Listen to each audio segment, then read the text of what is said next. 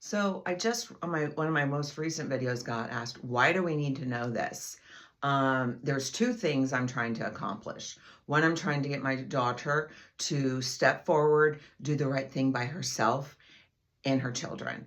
I know she knows about these videos, so if she clicks on one, I hope she sees and is reminded of my love for her and that I will always be there for her no matter how many times she runs and comes back. I will be there to just love on her. But this time we'll get her the real help, the real help. So that's that message. But I'm also going after the establishment, and because I didn't just do this to save my three. I did this because I really believe something's going down in Lake County, Florida. Maybe I sound like Mel Gibson in Conspiracy Theory, but guess what, you guys? He was right. And I grew up reading these books and believing, like what I was told, that sometimes God's not all, sunshine, rainbows, and miracles. Sometimes it's nasty, ugly, and evil, and you need to go help our Heavenly Father snatch back his children from the lies that have been told. But I just want to cover, I've been called crazy eyes. Okay. I've got crazy eyes, especially when it comes to my children. You'll see, like I start cussing when I get angry. I'm trying to keep it in, but it's really hard for me because all I have are words.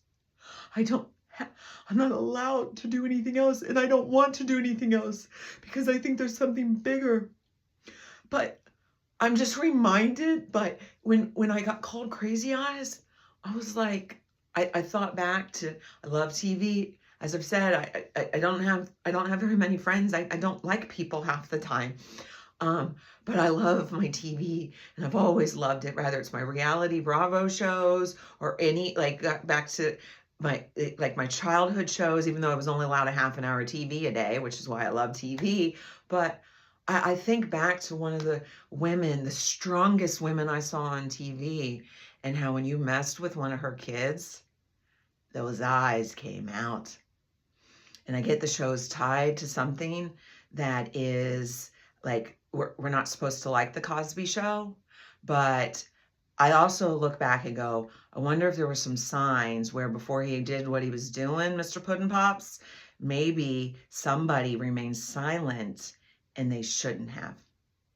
I'm not victim blaming in any capacity. I'm simply saying that the people that did see some things but didn't know, like, oh, I don't know, and I'm sure he's just going through things. That's not like, but anyhow, that's that. But I'm okay being crazy eyes because when I think of that, I think of Claire Huxtable. And I think about how she was like a lawyer, that prim and proper. Oh, so gorgeous, her family gorgeous. But when her daughters especially, or someone went after her kids, what those eyes do. Those eyes tell you. Those eyes tell you if someone's hurting. They tell you when we mean business as a mom. So I'm okay being like that because I think of it as like Claire Huxtable, Roseanne. Once again, we're not supposed to talk, but it is my childhood. They were white trash and all.